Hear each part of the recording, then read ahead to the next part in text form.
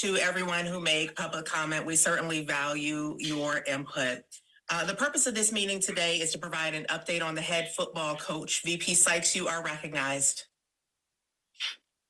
Thank you, Chair Harper. At this time, I will provide the Board of Trustees with the status of the FAMU football head coaching vacancy. Upon learning of Coach Simmons' decision to pursue another opportunity, I began outlining my vision for FAMU's 19th full-time head football coach.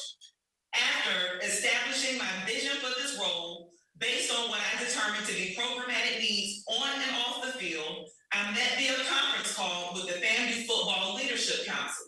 I also took calls from individual football players to find out what was important to them and identifying our next head coach.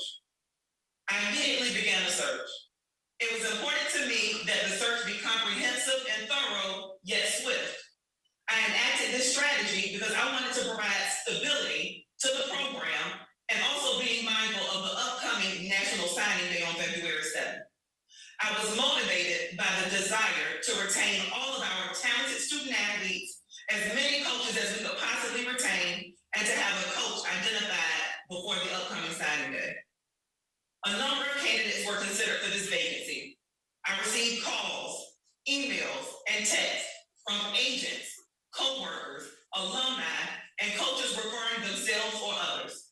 After reviewing candidates, I narrowed to a pool of smaller candidates and shared their resumes and my feedback on these candidates with Chairwoman Harper and President Robinson. From that, I recommended a candidate for hire to President Robinson, who after interviewing that candidate supported my decision. After receiving his support and the support of Chair Harper, who also interviewed the candidate, I began providing individual briefings to the Board of Trustees.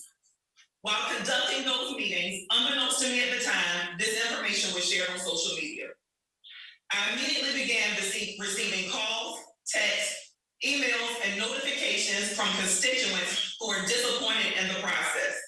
I read hundreds of emails from diehard supporters demanding more transparency about the process and inclusion in the process.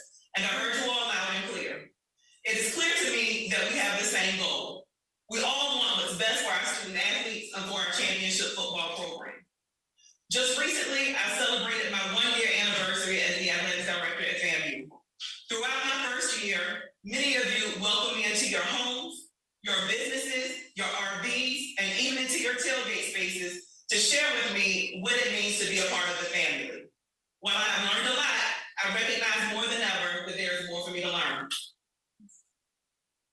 I'm willing to do what is needed to continue developing relationships and building trust with our constituents.